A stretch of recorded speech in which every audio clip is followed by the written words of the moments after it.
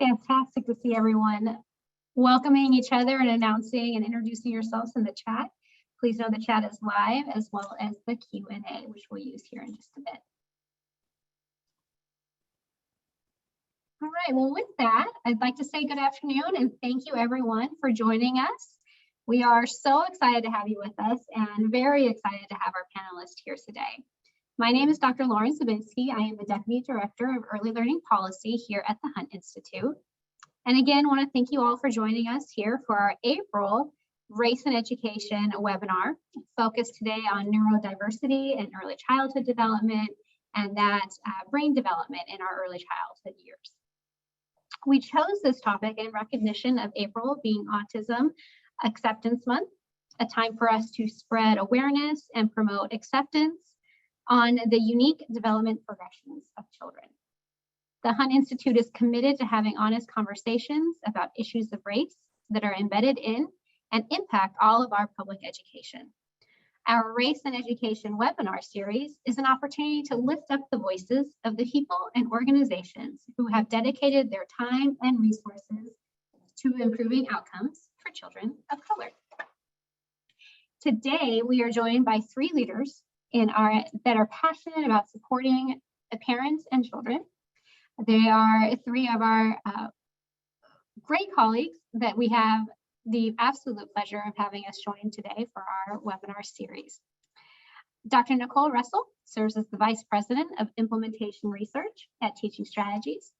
In this role, Dr. Russell supports Head Start and early Head Start clients for Teaching Strategies. Previously, she served as the Deputy Associate Superintendent for Early Childhood at the Arizona Department of Education and the Director of the Arizona Head Start State Collaboration Office. In these roles, she provided oversight for Arizona's administration of the Preschool Development Grant and implementation of IDEA Part B, Section 619 for Early Childhood Special Education. Ms. Natasha Bria serves as the Director of Communications and Early Learning Initiative at the Apple Tree Institute. Apple Tree is an innovative nonprofit and instructional preschool in Washington, D.C. that develops and provides early childhood education programs to the most under-resourced 3- and 4-year-olds to close the achievement gap before children enter kindergarten.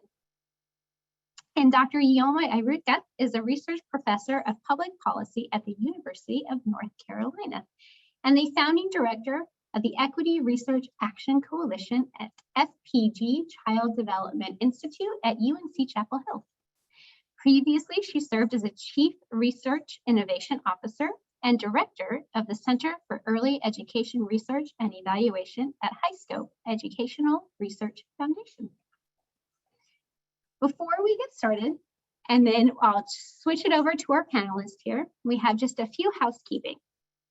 Later in the hour, we will open it to try and elevate some questions here from you all in the audience.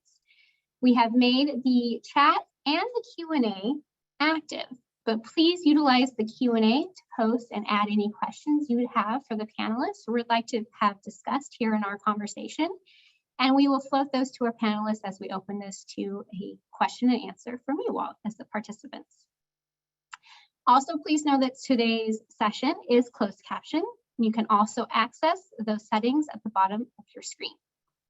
And finally, we'll be able to find today's recording of our webinar on our website and our YouTube channel in just a few days as we post that recording. So with that, I'd love to get us started on this fantastic conversation today. I'm going to ask each panelist to give us an overview of their experience supporting neurodiverse children and families, and then open it for conversation back and forth with our panelists. So Nicole, let's go ahead and start with you. From your perspective, how does your work as Vice President of Implementation Research help neurodiverse young children and families, especially young children and families of color? I think the exciting thing about my role is that it's new for our organization. So that's meant I've been able to shape it to become what I'd like it to be and to really define what are the fundamental responsibilities of this job? And for me, the most important element has been focusing on learning about our programs. So folks who use our products, learning about them from them. So I like to ask questions like, who are you? What do you want to do for children? How do you plan on getting there? Because when I ask questions like that, it really gets me to the questions I really want to answer, right? Which is, who are the children and the families that you are serving? What do you want to do for them?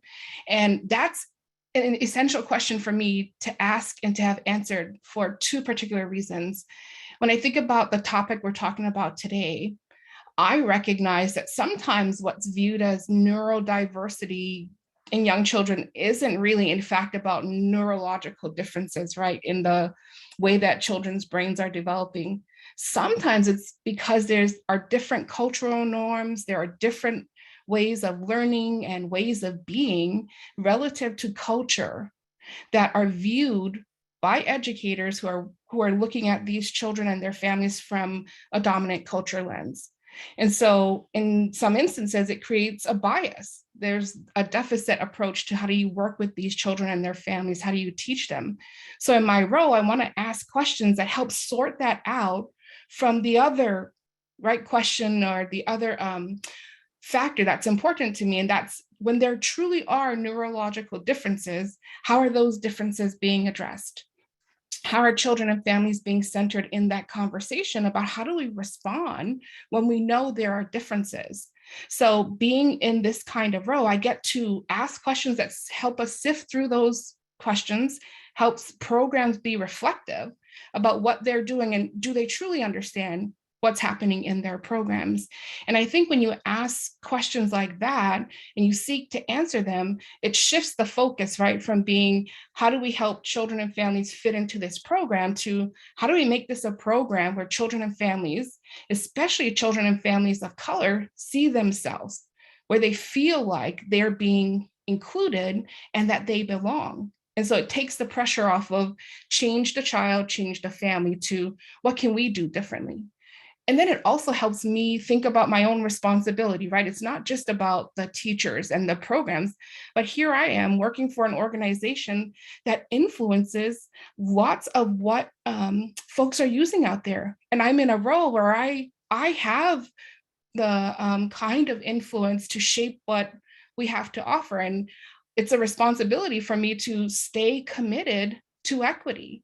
So that means even when we have conversations about what is fidelity, are we also considering what's flexible so that this can be appropriate and used in ways that match what a community needs based on who the children and families are, who are those educators? And it's also important to me to consider when I show up in conversations with program leaders that I'm wearing that hat. I'm considering at the end of the day, what is this going to feel like to children and families? And if there's something I can do differently to influence either the way folks are using resources that we provide to educators or thinking about or planning to use what they get from us, that they're doing that with those folks in mind. So I think my role really is one of responsibility to contribute to actually changing our practices and our policies so that we can show up differently when we need to, right? Because the whole point of acknowledging that there is a diversity in the way that folks, that children are developing is so that we can be diverse in our approaches to the way that we work with educators and programs. That's wonderful. Thank you. Natasha, I'd love to hear from you. And as someone working directly with Apple Tree preschool providers, could you share ways in which providers support neurodiverse young children and families of color? Yeah. At Apple Tree, we really focus on the uniqueness of every child. We help them with who they are so that they can flourish with who they become. At Apple Tree, the majority of our students are African American. They live in populations in Washington, D.C., in the southeast side of D.C. And when we think about them, we want to give them learning opportunities. That it's our priority to provide our students with nourishing them with real life skills that will span across all of our subjects. Thinking about what I was processing what Nicole said about making sure that you're there, that you're present. I think with Apple Tree, we really think about our kids. We think about how they process information, and also emotions as well. We want to exercise like a strength-based model. We want to make sure that with our kids, we're looking at their strengths, we're looking at their interests, and we're looking at their differences. And then that provides us with those opportunities to learn from them. One of the things that we use a lot is learning through play. You can't get play wrong with the curriculum that we use is Every Child Ready. And all of our schools use it.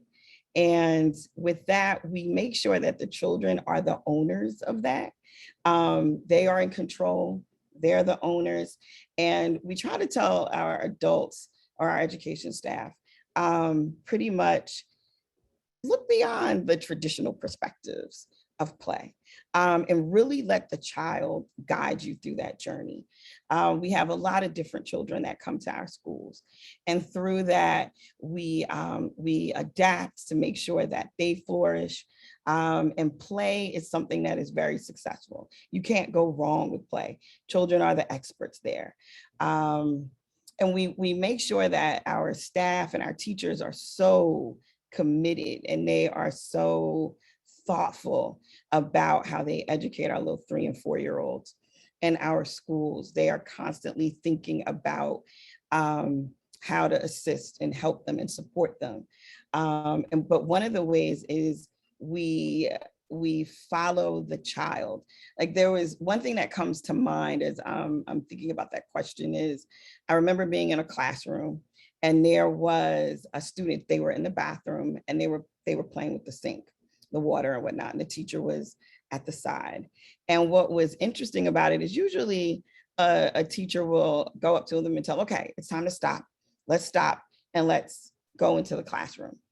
But this teacher didn't. What she did was she watched. She went over, asked them, well, what are you doing? And this little child, and this is a child who was diagnosed ADHD, and he was playing with the sink. It was like he was moving the right one, the left one, and he was explaining to the teacher, this turns it on, this turns it off. And if I put my hand in there, this is cold, this is hot. And when I think about that, the teacher was going through that journey. She didn't understand what the child was doing, but the child did. And she went along with that and she learned something. And with him, with that child, I would say, this is a child who wanted to learn how things work. They weren't, and that's the frame of mind that we have in our schools, is that we're giving them that opportunity. We're going with them with that journey. We're not stopping them. We're not thinking about delays or deficits. No, we have to learn, to provide that opportunity for them to flourish, to look at those strengths that they have, and possibly teach us a thing or two. So that was just an example of and something that was just really sweet that I recall that happened in our school, and it just shows how our teachers are how they work with our kids. Other things that we do is with our curriculum with Every Child Ready, we have a thing called journaling. It's one of my favorites. And in journaling, the teacher does a read aloud, and then afterwards, they sit down at the desk and they can do their perception of, or perspective of the assignment. And what's so great about it is you can use all those multiple modalities of student expression, leadership, autonomy. And what is so special about that is something we call author's chair. And that's when the children get to choose. They get to sit, stand up, or sit, whatever they want. in front of their peers and they talk about their journal. And it can be, they can dance, they could talk about it, they can draw about it. They just get so many different opportunities to express themselves. And the leadership that comes out of that is just really great to see. And I can talk more about it if you want, or I can stop there. This is great. I'm sure we'll have lots of opportunities in our conversation to keep connecting some of those examples and stories. Absolutely love to hear more as we do. Ioma, let's turn it to you. And from a research perspective, in your experience, what does the research say about best practices to support neurodiverse children of color? So Laura, I'm going to get to your question, but I'm going to say, let's use the word emergent. That's a positive spin to it all, is that I would say it's emergent. So I want to tell everybody out there first, thank you for joining us. And second, I don't consider myself per se a neurodiverse researcher, but I do consider myself sort of a researcher who studies issues around children of color, Black children specifically, issues around intersectionality, right? So this is where it comes into play for me, right? Is that the reason I say emergent is because many times we think about neurodiverse, right? Which is basically that everybody has a different way that their mind works. And we have to be inclusive in that thinking, right? That we all don't sort of, just like we think about race or language, right? That we have different language systems, that we know we have different racial groups. Again, it's not biological, but race is a thing, right? So we have to respect that. So similarly, this idea of neurodiverse is probably like 20 years old. And I would say a lot of the research, at least in that space, has really, I would say, similar to early childhood writ large, has often centered white normative ways, white standards. And so I think when we talk about sort of neurodiversity and children of color, it brings into this lens of sort of intersectionality. And so, for example, when we look at even say autism, so when we look at children who are in the autism spectrum, we still see that many children of color, Black children and Hispanic children in particular, are less likely to be identified, right? And they're less likely to be identified early. And so we're trying to do research and trying to understand how, what are the best practices for children of color, Black children, Native, Asian, Latina. It's hard when they're not there, or you get them when they're much later. So there's a larger issue around identification of children who are neurodiverse. I think that's something important that we have to recognize. So I think when it comes to best practices, the science, I think in many ways is still very much the science enterprise. The research enterprise has to really be adjusted to really address sort of the gap in terms of identification. But that's the first level. The second level is, so even if a child of color, particularly a Black child of color, or even a Hispanic child gets identified, their experiences is not going to actually be equitable. We see in our data constantly that you may get identified. You're identified later as a child of color, particularly Black children identified much later. If you live in a Latino community, or you live in a community that English is not your first language, you get identified later. And then your services are either low quality or is not commensurate with your actual identified needs, right? So now you have that issue of actual experiences. And we also see that particularly Black children and Native children who have a disability, their experiences and programming, sometimes it's secluded, right? They're supposed to be an inclusion, right? It's supposed to be an inclusive classrooms where all children are kind of learning together, playing together, but we actually see a level of exclusion for certain groups of kids, including kids whose first language may not be English. And then finally, it's actually also see that, for example, Black children make up about 18% of children who have identified disability, for example, but they make up about a third of children who have physical restraints. So for me, before we even get to the research and best practices, we have to recognize the whole chain that gets you under the category of neurodiverse. So I'm gonna give you a quick example. I have a good friend, and her child has an identified disability called ADHD. And so the school happened to give an assessment to her child and said, well, your child is reading way below grade level. They can't transition to the next grade. And so good luck and goodbye. But as you go deeper, you recognize, well, let's ask all the question, right? One is, so wait a minute, why did you give this child an assessment? You didn't tell the parents, so that's a problem. Second is, did the child have their medicine that day? Or if they had medicine, was it during the daytime? Was it in the morning? Was it in the afternoon? Did you provide the necessary environment for the child to do their best? And so, of course, when you ask all those questions, you recognize, so basically you did an assessment on a child who you know has an identified disability, and then you use that to basically kick them out. I mean, that's what happened. You pretty much said you can't come back because you don't meet the academic expectations. And so when I say sort of the research, I feel like the research is still nascent and emergent, because we need to, I think, really think through, when you think through the lens of intersectionality, there's neurodiversity, which oftentimes is really focused on whiteness, on white people, has never really thought about people of color, those who speak a different language than English. And so there's a level of where we have to catch up to really understand who is neurodiverse, what is the racial makeup, and what are the implications when your skin color is different. What are the implications when your first language is not English? What are the implications if you're not a native born citizen, right? So there are things that we have to begin to unpack. And then finally, I just want to flag this for us in case we didn't know, right? When you hear the name like Freddie Gray, Laquan McDonald, Stephon Watts, Corey Gaines, when you hear some of those names, if you actually know the underlying story, those are actually what we would call Black disabled victims of state violence. And so we have to actually begin to recognize that even for adults who are neurodiverse, if you come in a particular gender package or racial package, your experience of how you're viewed will be different, right? So I think, and so that's older age people who are now in essence dead, but in our younger age group, we recognize that the children who may be neurodiverse, if they're viewed through a particular racialized lens, their experiences may be different, right? And even the identification is actually something really important, which means, for example, if a parent says, oh, I think my child may need to, get screened, doctors may be like, well, are you sure they get enough food? What kind of, are you married?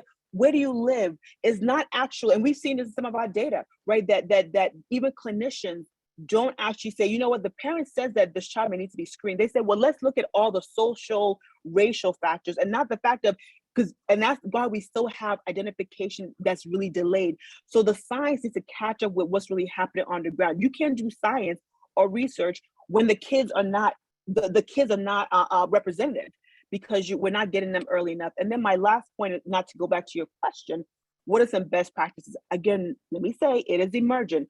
But I think what we know, for example, there was work done by some colleagues. I think the paper is actually in press now with Call of Autism. Call of Autism is a group that really does a lot with families with children of color who have autism. And from their sort of program called Spectrum of Care, the things that we think at least matters, that is not about quote unquote fixing the children, it's about at least thinking about the family system. So one is, let's make sure that practitioners are racially concordant and linguistically concordant. So if it's a Black child, a Native child, a Latino child, a child who speaks a different language, let's make sure that the clinicians themselves, and even in some cases, the researchers actually are concordant with the child, right? So the racial child of color.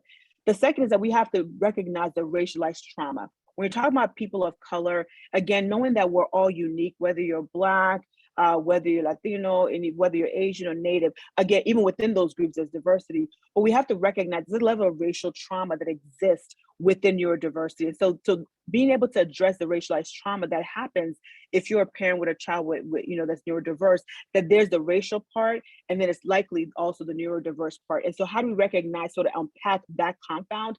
And that's what they've done. They first made sure that their facilitators are racially concordant. They made sure to address issues of racial trauma. And then they provide information in the language and in the way that parents can receive it, that addresses issues of stigma, right? Addresses issues of, tracking. Because some people are like, I don't want my child to be screened or tested, because what's going to happen is going to follow them all the way through high school. They'll never graduate, right? So we need to recognize the historical roots of certain sort of American educational system. So I'll stop there. Thank you to each of you. You've given us some really profound and thought-provoking kind of opening responses here to really get this conversation started. I want to, as I lead into our next question here, I want to remind everyone who's listening to please, as these responses are shared and examples or aspects out of research and practice are shared, please go to our question and answer and submit any questions that you would like for our three panelists to discuss through the next 45 minutes or so that we have together. That is one of the best parts of our webinars, is having this interaction with those of you attending and having this type of dialogue back and forth.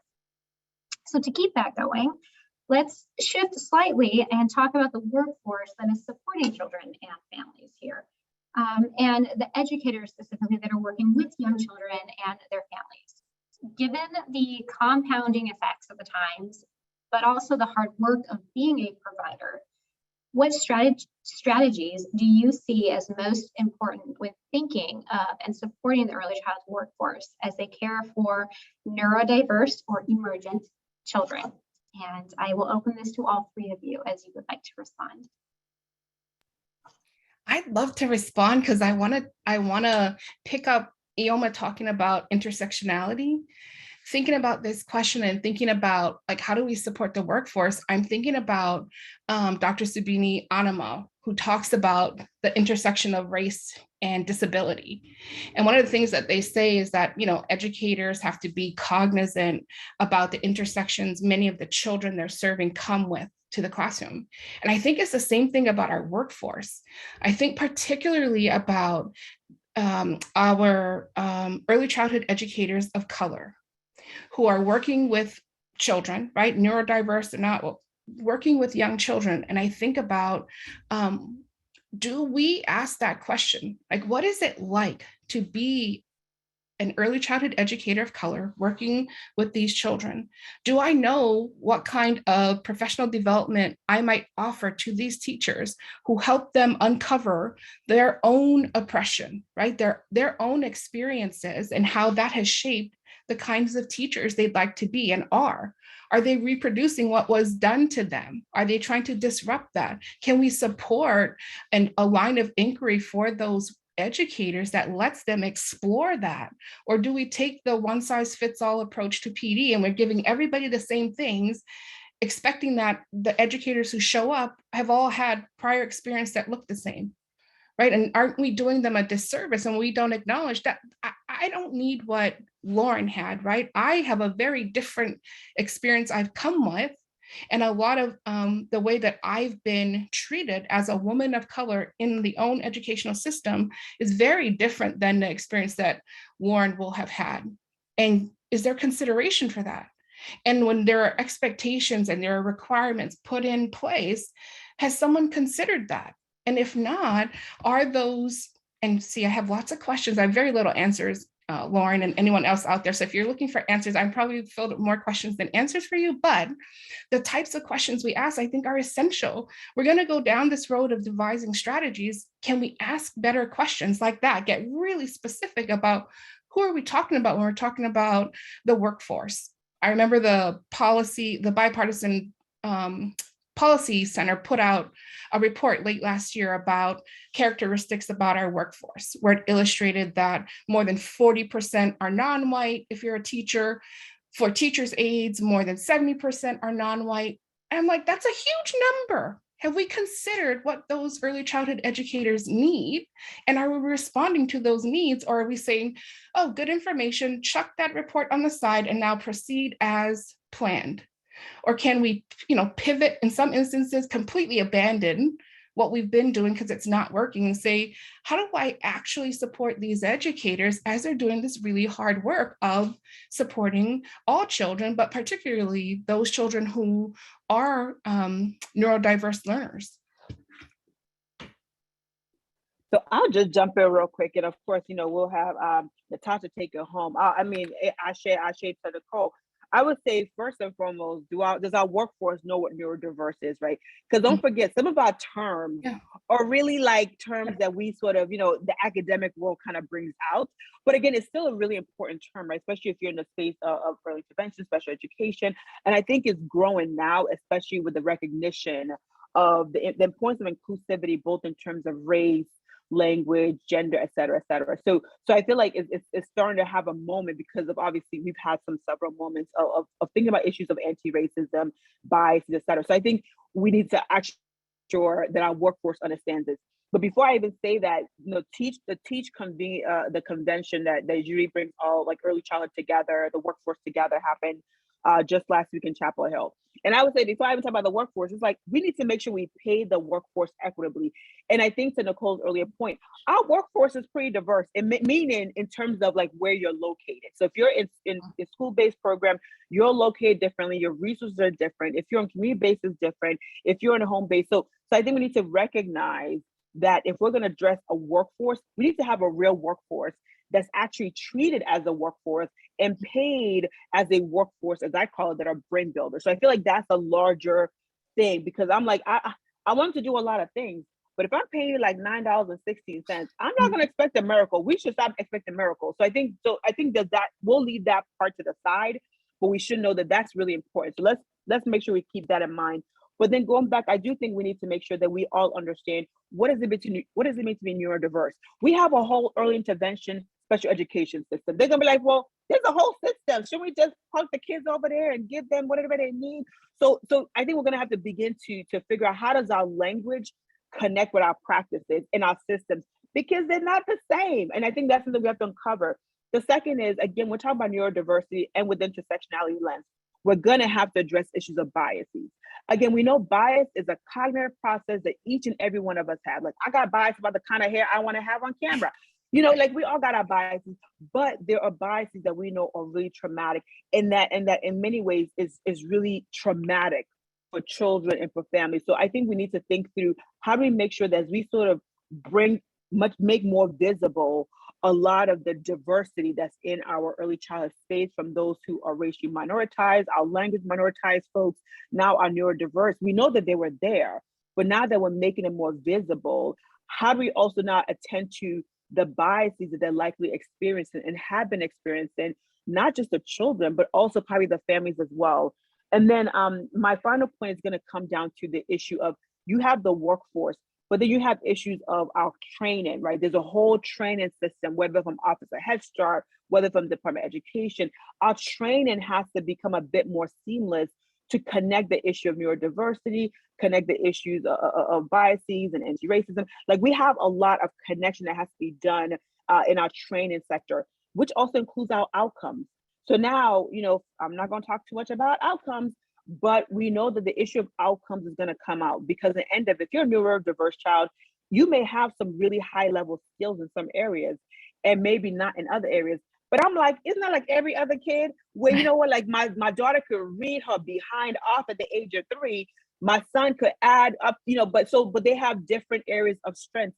And so I feel like this is maybe the moment, as we think about neurodiversity, and of course, the month to celebrate autism, is that we may have to look at also our assessment tools, our accountability measures, because now we have to say, are you really, I think to even Natasha's earlier point about deficit, because our assessments will continue to show that if you're neurodiverse in some categories, that you are deficit compared to kids who don't have that. So I think it's, how do we sort of, I think challenge the notion of what is assessment, what quality environments do children who have a different set of needs need. I think it's going to challenge a lot of things, but we have to be ready that this may actually unearth our system to say, you know what, you're not that good. You're not that good for all the kids. You may be good for certain groups of kids, but you're not that good for a majority of our kids, because we're starting to learn that a lot of children don't actually think the same way. They don't look the same way. They don't sound the same way. They don't think the same way. So how do we create a system that really recognizes and values the different ways that children experience, emote, and do all kinds of things?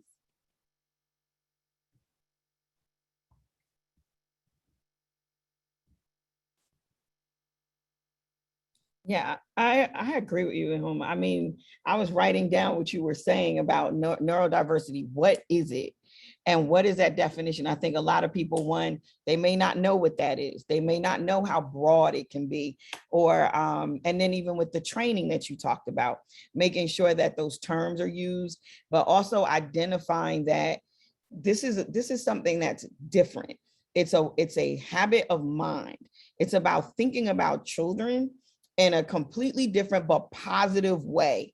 And like when I think about like how we teach our children, especially in our schools and whatnot, a lot of our, based off of where our schools are located, the majority might be African American, the majority, it might be Hispanic. We have a population of children who speak Amharic, even with language and so forth. So those biases could be there, but in the training, we're training our teachers and also our parents. We can't forget them, because whatever we teach them at the schools or whatever, we need to also incorporate that at home, so that way it's there at the home and it's also at school. So they're always meeting one another.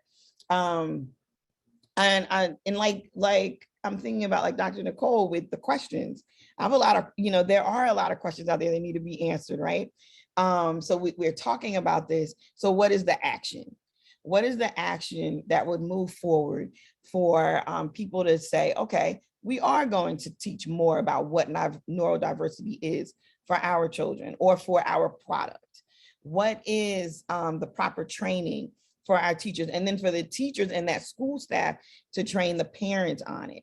I think, like, a lot of parents, like what you were saying about the trauma that they might have faced as being like a Black parent who doesn't trust school. A lot of people of our race, they don't trust school because they had bad experiences before then.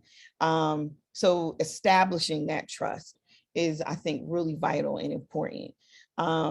I mean, I believe at our schools, we give it our best to think about the parent, the child, where we all are. A lot of the teachers that work in our schools are from the community. So it's relatable to them. They know they know what that life is like. They know how to incorporate what a real life experience is for those kids in order for them to keep learning. So yeah, I completely agree with you all the way, you and Nicole. And Can I ask something, question, Lauren? So no, it was about the workforce, right? I mean, and I really appreciate what you're saying, Natasha. And I feel like I struggle with our sort of early childhood core, and I'm going to talk from the researchers' and point of view, right? In that, we have these terms, we do these studies, and I think what we often forget to really unpack is, what do the studies tell us about what should happen in practice and or policy? Like, this is where I think the intersectionality lens is not just about a practice issue or even a programming issue, but it's also a research issue, right? Because a lot of times we just do, let's control, like for muscle, like, let's control for race. Let's control for whether you have an IEP or IFSP, right? Like, we just control for stuff just to say, that's too noisy, that's too messy. We don't want to explain all that. So I feel like even as we sort of talk about what the workforce needs, Lauren, I'll push it to say, what about the workforce of researchers, right? Our research core is often trying to clean up society, like meaning like we're trying to make it kind of average. And average is basically if you're white, if you're upper middle income, if you speak English, if you got nothing wrong with you, if you scored average on everything, whatever the everything is, right? So many ways, I feel like the workforce is on the obviously the practice side is separate, but the workforce and the research side, I think I put myself in that collective, is that we need to begin to make sure that our research is really unpacking these things, both in our intervention research and our prevention research, to really make sure that we are not trying to basically say, did you say that again? Was that sorry, that was Siri. See, that was Siri talking to me. I don't know why she's talking to me. She never talked to me. She never answered my call when I call her. So for me, I feel like there's a need to also talk about the research group, about what are we doing to make sure that we are being much more intentional and clear in our research, because I think the more that we continue to sort of assume everybody's average, then we'll never be able to move forward. A really great point. To be more collaborative in moving and pushing this effort forward, pushing messages forward, and speaking. We talk so often of silos in state systems. We forget this kind of silos in approaching the work itself as a whole. And kind of along those lines, I'd like to dig a little deeper into strategies, and it's actually been posed in a few of our questions from the audience as well. And would like to open it to you all of what strategies do you hope to see, or have you seen that have already been effective and you hope for that to grow even further, that can promote greater acceptance and inclusion of neurodiverse young children in the field going forward? And I'd like to maybe expand that and broaden that, springboarding off of the last piece of the conversation, what strategies going forward for policymakers state leaders, and researchers, kind of all of those that are helping to support this. That's a packed question, Lauren, because you went there with everybody, and there it's appropriate, right? Because everybody has a role to play. And I love what you were just saying about as researchers, the responsibility we have in thinking about, like, how do we do things differently? Part of it is lifting up the voices of the people, right? Can we do more of that? Less randomized control trials, right? Less of that and more lifting up of the stories of people, going and asking what's working, what's not working. Can I observe? Can you tell me more about you and what you're doing and how you're doing? And using those to inform what we're doing, so we get more of that implementation research. I mean, it's one of the reasons why I was excited about this particular position, really wanting to disrupt what has always been, at least for my organization, the reliance on the canon as it was, right? Like, this is what research is. And I'm here saying, yeah, but does it have to be that way? Can't we do this differently? Can't we ask different questions? Can't we go be partners in communities and really understand what's happening there, so we can contribute authentically to how do we do this differently, all to the to improving outcomes for children. I mean, I hate that term, but we use that term because that's what everybody's sort of been taught, right, as an indicator of us doing well. But how do we do this so children and families feel like this actually is going to help us, not harm us in the long run? And can we do less of the stuff that has been harming us? I think about this conversation around DEI and equity, and here you all have this great series, right, about race and education. Well, if I could shout anything from the rooftop, it would be, how do we stop education from perpetuating the racial harm it's caused, right, for so long? But I can't do that if I keep using the same things we've always used, right? We've used the tools that have perpetuated that harm over and over and over again. So how do I change that? Can I be a different kind of researcher? And I think that's where strategies begin, right? It's like thinking, what can I do differently?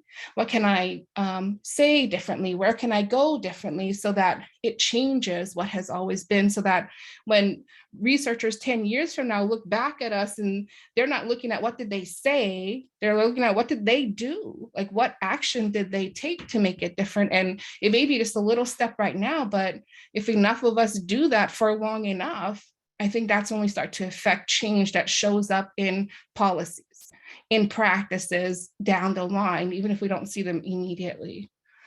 Oh, yes, Nicole.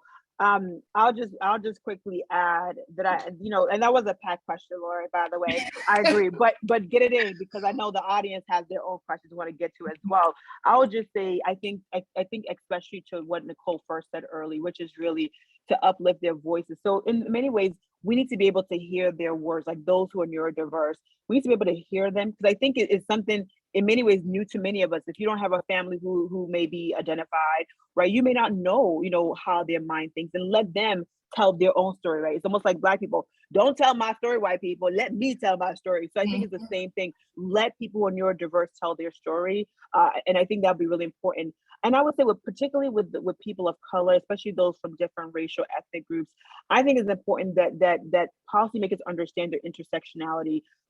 As I listed a few names. There's hundreds of names of where a person in a particular body, gender, skin color, race, and how they were treated differently, and that has life consequences, both in the streets, but also in the community. And for parents whose child maybe neurodiverse, but also be Black or Latino or brown and maybe not speak English, I mean, that has, that for families, that's really traumatic, because not only are you dealing with the racial issue, now you're dealing with a whole other issue around neurodiversity, because it could be the sensitivity to light. It could be their language may not be strong. So there could be different levels of neurodiversity coupled with racism. And so I think it's the point that we begin to educate ourselves about the history of neurodiversity, but specifically ableism in America that has always been here. So I think we need to sort of go back to there is a history of ableism and racism that exists in this country, and in many ways we can see it in the police violence. So I think that's one thing I will flag. The second thing I will flag is that I think that we have to continue to figure out with policymakers, how do we ensure that educators, that families, that communities have the resources they need. We do know that a lot of the people who are either underemployed, unemployed, homeless, poor, there's a link with ability. There's a link to neurodiversity. So we have to recognize that a lot of people who are not flourishing and thriving as we want, there's a link to that. Look at our prison population. When you test them, you understand they actually have neurodiverse sort of challenges that we have never, ever really linked into. So we have to look at our systems and how we've excluded or penalized a lot of our neurodiverse, especially if they're people of color, especially if they're Black males specifically. So I do think we need to begin to look much deeper at how we prosecuting, I hate to say that word, people who may not look like, think like, act like, talk like, and I think that's important. And then my final point is that, for whether it's policymakers or parents or educators, I think that we have to sort of be in a country where we are empathetic to those who are not anything like us. And to me, we are in a moment where we're silencing people because we don't like what they say, right? And to me, that just bodes horribly if somebody is neurodiverse. If you think, if your mind works in a very interesting way that's not quote unquote normal, you're going to be viewed as sort of this weird being.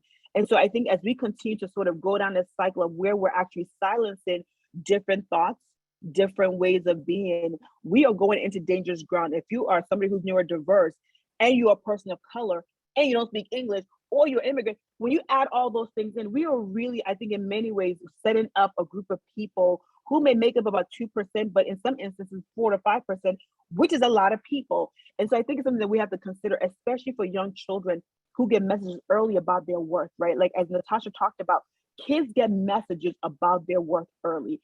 And if we continue to message to them early that you are not valuable, who you are is not important, how you think is really problematic, that stays with you for a lifetime. Like we can't fix that, when they're 25. If we don't address it in our systems of workforce, in our system of community, in our system of policymakers, I would guarantee the policymakers, we're going to pay for that downstream. And we're not going to be this exceptional union that we think we are.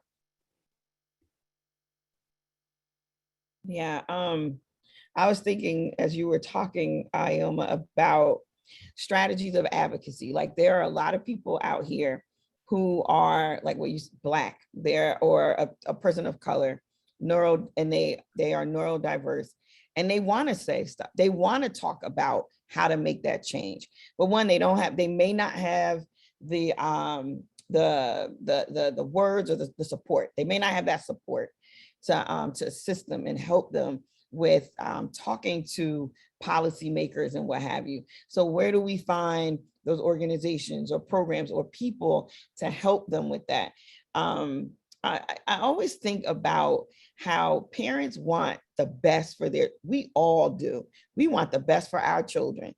And then as we're here, we're able to support them. We are able to advocate for our kids, but there are some people who want the same thing, but they don't have that foundation to be able to do that for them. And it's a gap, right? It's this gap where they want to go to a policy, but how do I find them? Where do I go? What do I say? And I think with, like at the schools, at Appletree, we have something called Parent Cafe. And that's something where our parents, they get together, and it is developed, or I should say it is facilitated by parents. And they all talk about the issues and the things that are going on in their community with their children. And then we have our director of family engagement who works with them on how to find the people they need in order to move them forward. So I'm thinking, how do we get more of that where it's parent led, and then you have advocacy and you have support to help you get there? It's wonderful. You all have touched on this idea or strategy or need to kind of shift and change the messaging, right? Whether it is changing a terminology like utilizing immersion, or it is kind of the shifting and understanding of the beautiful aspects of the differences and nuances of all of the individual children and families that are in our programs and in society. this shift and this changing of messages, we recognize needs to happen at each level to the system, right? The community level, the teacher, the support program delivery level, families, and to the child. To in this theme of continuing to ask heavy questions, what is a strategy or a kind of first step that we can give participants here today, an idea that can help in supporting this shift and change of messaging? Ooh, that's a good question. I'll try to take a crack at it, or I'll take a quick crack at it and let my other co-panelists, really give you the answer. So, okay, so when you were asking that question, I was thinking about, in a lot of families, at least I would say the Black family, there's always a family member who we didn't call them neurodiverse, but we just were like, that's auntie, uncle, so-and-so. Like, you knew that their mind thought differently, but you just loved it because you're like, your uncle so-and-so. So for me, in many ways, I think we have to sort of use language to say, we're using this new big word, because in the end, it's actually a big, long word. And I think it's important that when we message it, that we're really clear about who we're talking with. And that means that we have to give visuals, right? It's like giving examples of who this can be. What does it look like? And not put it in that kind of stereotypical way. Like when we think about somebody who is neurodiverse, we have created imagery. And I think it's important for us, especially, when you're not intersected with issues of race and language, that we also make sure that as we talk about neurodiverse, that we are clear that it really represents the spectrum of young people around, right? And so I think it's important that number one happens. And number two, I think it is important that just with any words, that we make sure that we provide a really clear, accessible definition, right? And the question, some people may even, for example, when people said, oh, use person first language, people were like, well, call somebody person with autism. And the autism community pushed back and says, no, we want to be called autistic person, right? Or something of that sort, because they're like, we want you to know that we are autistic, right? So I think in many ways, as we're thinking about language, I would say it's not for me to decide. I think in many ways, it's asking the community, how should we message this? Like, for me, it's almost like it's unfair. It's like asking a white person, how should we message something about Black people? We do that. So I rather that we ask the community, again, making sure that we're asking a diverse array of this community. How should we begin to talk about neurodiversity? How do we make sure that the resources, the supports, the policies, especially when we look at sort of, the Biden administration's, advancing racial equity, that because some of it's actually around issues of people with disability, including obviously neurodiverse individuals. So how do we make sure that as people think about issues of equity, that's also part of it? And so I say, ask the community and across, the union, what does this look like when we're talking about this issue? What should we center? How should we center? And so I think, and we have organizations, whether it's on the autism side, Autism Speaks, we have organizations around ADHD, et cetera. So I think we need to, figure out a language, and knowing that, for example, that's not gonna work for everybody. Like, even when we talk about Latino, there's Latino, Latina, like Black people, there's Black, African American, So I think we have to remember the end of it, that we're not going to be perfect in our language, but hopefully we are perfect in the way that we articulate the strengths and the assets, right? To me, in the end of it, it doesn't even matter what you language, but it's that we recognize that we need to be equity centered in how we're treating children in many ways, especially children of color who come with other identified sort of, characteristics, right? So for me, it's about, do we make sure that we see the best? I think, as Natasha said earlier, are we seeing the best of children as opposed to the worst of who we think they are? And to me, if we can figure that out, the language will come, and so on and so forth. But I'm gonna shut up and let Nicole and Natasha.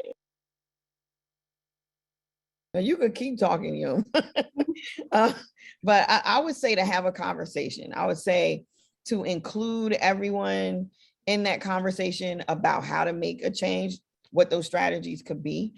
Make sure that you include people if you can, people in office, the staffers that are in office. They are great people to communicate with when reaching out what you need in your community. Reach out. I would have a conversation with the teachers, educators, policy folks, and then get together and form something to have action happen, especially with neurodiversity, like Yoma was stating, it's a big word. What is that? Breaking that up, making it something common, but also associating it with a habit of mind of how positive that is, instead of thinking about delays, deficits, and challenges. You have to change, you have to define the word, and then also change the thinking and feeling of that word. And I'm going to shut up right now. I love that you teed me right up, because I think that's the progression, right? It's like you change your habit of mind and your thinking, but now I've got to do differently. So when I think about this, we can't control the world around us. We can't control everyone. And then no matter what policies are, procedures, practices, at the end of the day, I'm responsible for me, and I have the most control over me. So I think about, if I'm with children, I have to think about, do I create a space where diversity of thought is welcome, diversity of being is welcome? Or am I shutting children down so that I can control this in a way that for me makes sense? And this is the way it's supposed to be. But also think about not just with children, because some folks are great with children and not so great with adults, right? And by adults, I mean co-teacher, right? Do I have a good relationship with a teacher who's in the room with me? Do I have good relationship with families? Or am I rolling my eyes when they leave because I think, oh, what a weirdo, right? Or, oh, strange. Or am I actually changing the way I'm thinking and making room for neurodiversity?